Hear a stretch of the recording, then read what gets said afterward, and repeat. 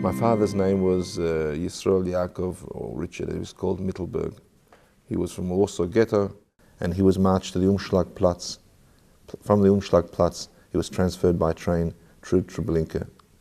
At Treblinka, he lost his family, separated from the family, and after that horrible tragedy of losing his family, he began his 2-year ordeal, which took him through Majdanek, Buchenwald, Mauthausen.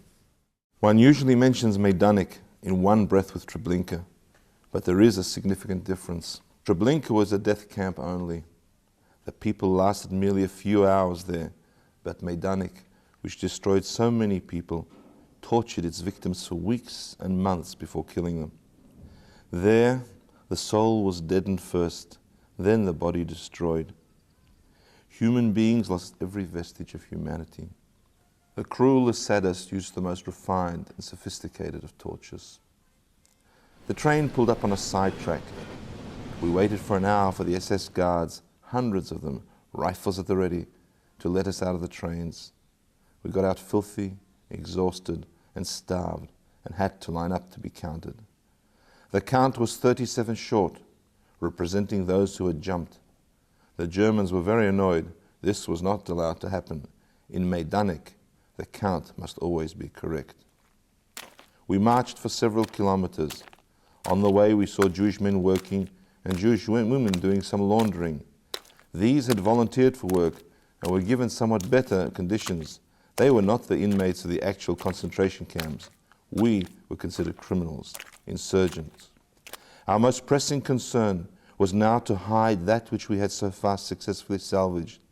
My friend had a little money. I had some jewelry hidden in a small honey box, which my son had given me in his last minutes. When we stopped in a small clearing in front of the camp and were told we would be given soup in half an hour, a team of barbers ordered to cut our hair arrived. They explained that we would be undressed, sent in for showers, and then be given other clothes. Some took to swallowing 5 and 10 ruble gold coins. Some attached valuables to the soles of the feet with plasters. Some of us buried our treasures. We tried to make a deal with the barbers. We would entrust all our precious belongings to them, to later be shared with them. Whatever we tried did not succeed. As soon as we moved off that clearing, the soil was dug up. We were subjected to a horrible examination. Nor did the Czech Jewish barbers return our valuables. Moreover, on one occasion, when I attempted to win over one of them, he yelled at me so much that a German guard came up and gave me a violent beating. We were led into the bathhouse in groups and led out from another door, so we could not recover anything we might have hidden. We were disinfected in a wooden bath with chemical substance which attacked the skin and was particularly painful on any open wounds. We were each given clothing which was either too big or too small, and hats either the wrong size or belonging to women. We looked like clowns. We were all numbered and marked. The initials KL, Konzentrationslager, concentration camp, were painted on our backs and our trousers. The Jews had to wear a yellow star. We had a tin number dangling around our necks. In the yard, we met many inmates we knew. Many were working in the registration offices. They served loyally, sometimes a little too loyally, at the expense of their own brother Jews, in whose place they might easily have been. Each promised us some help, such as an extra serve of soup, which for us was a promise of idyllic bliss. I was assigned to Block 22 on the 3rd field. Our whole transport was assembled there to be initiated as camp inmates. On that very first day in Majdanek, we began a search for those who had denounced the whereabouts of the bunkers, or those who had collaborated with the Germans. There were a few inmates in Majdanek, the block elders of Barracks 6 and 7, who executed retributionary acts, bloodily settling accounts with the informers. Roll call was a terrible ordeal. We were lined up out there, an hour ahead, each block standing with its block elder. The 3rd field comprised 22 blocks, each group standing apart. When the SS, accompanied by the camp commander, passed by, counting, everyone stood in deadly silence. Every head had to be turned towards them like soldiers when parading past high military officials. If anyone was missing, it was a day of mourning. The camp commandant with his offsiders would arrive and a search would begin. It once happened that an inmate fell asleep under a bunk.